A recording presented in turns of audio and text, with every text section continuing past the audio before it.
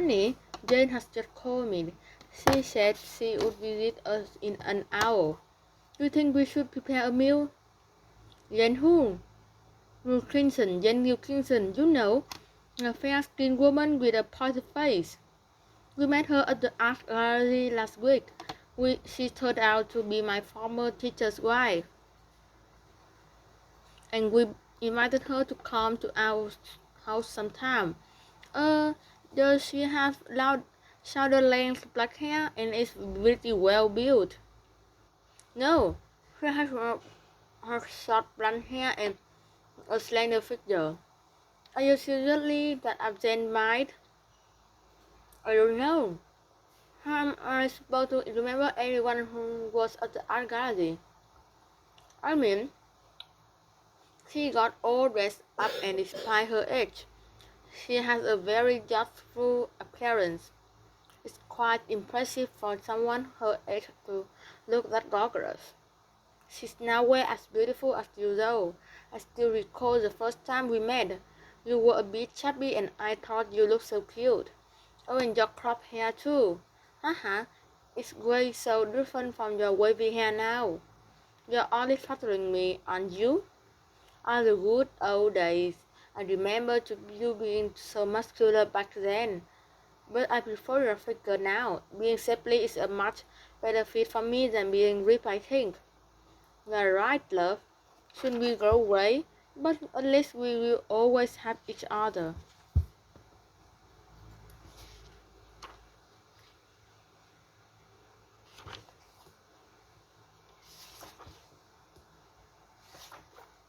Excuse me, madam. I'm doing some research on human personality traits. It'd be great if I could get an interview with you. Would you mind if I ask you a few questions on this topic? I promise it will be very quick. Sure, I'd love to. Thanks a lot. So first of all, what do you think are the must-have characteristics of a good teacher? I would say patience and wholeheartedness. Students are still kids after all, so a good teacher shouldn't lose their temper easily while teaching. Also, they have to be open-minded so as not to reject different ideas from their students.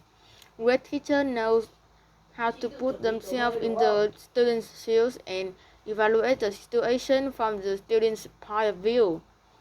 I see. What about a policeman? They have to be trustworthy and courageous. I mean, their job is to protect society and keep everything in order, so they should know how to put others first. That's a very interesting viewpoint. And journalists, what are the qualities that a reputable journalist should possess? Oh, what conditions? I myself am a journalist. Really? I didn't see that coming. So what do you think then? Let me see. Well, we have to be outgoing and sociable, as we are required to interact with other people most of the time. Sometimes we even have to be thick-skinned as our job also involves dealing with criticism from readers. Great. Well, I guess that's all my questions for now. Thank you so much for taking the time to speak with me. Have a great day. Goodbye. You too. Bye.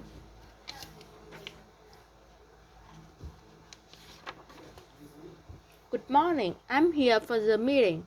Please come in. There's some good news that I want to share with you. I'm very delighted to tell you that our monthly sales have nearly doubled thanks to your marketing proposal. I'm over the moon with this result. Our business has faced many challenges brought about by big competitors, but you have come up with excellent solutions to these problems. I'm very impressed with everything you have done so far. Therefore, I'm going to consider giving you a promotion and make you head of marketing department. Thank you for your compliments. Actually, I was a little nervous when presenting my proposal. I wasn't so optimistic, but I thought I should do my best anyway. Things turned out really well, though, and I couldn't be happier. Hold on. Isn't head of the marketing department Mr. Carly? about Tim Curry. I'm quite disappointed with his performance this month. We are all aware that team has been going through a rough patch, but his recent behavior is unacceptable. He's lost focus, is constantly late, and never gets his work done on time. The fact is that HR department is getting complaints saying he's stressed out all the time and gets easily upset over tiny issues. It's time he took a break from this position. I'm sorry to hear that. I think he's been feeling a bit depressed and acting a little strange because of his relationship problems. I I heard he's broken up with his girlfriend. I see, but regardless of the problems he has in his personal life, it's unprofessional to act this way in a work environment. I understand that there are problems with him. However, I don't believe my work is sufficient enough for a promotion just yet. I still have to learn a lot from Mr. Carley. Well, I certainly appreciate your mercy. I will take everything into consideration and let you know at a later date. Thank you very much.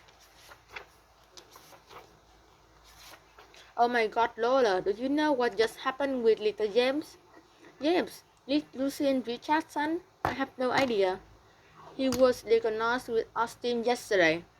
The family pathologist told his parents James would have to take a mood stabilizer for at least 2 years. For real? But he's only 7 years old. How is he supposed to cope with such a serious illness? And what about the side effects of his medication too? I've heard drugs that treat mental illness often lead to long-term health problems. He might suffer a lot after 2 years of taking them. I'm with you and so are his parents, but James left with no other choice. Do you remember last week when we had a panic attack? He kept yelling and screaming for hours. It's heartbreaking to see such a sweet child suffering from a mental disorder. That poor little guy. Have Lucy and Richard considered trying some creative therapies? I don't think so. They're still in shock after hearing the news. I was told that Richard doesn't want to believe that his son even has a mental illness, and has decided to hire another psychiatrist to take a look at his son's case. I can understand his reaction, but Lucy and Richard have to stay strong for their child. James must be feeling quite vulnerable right now, and he needs his parents to be there for him. I agree. Mental health is as important as physical health, and we should never underestimate it.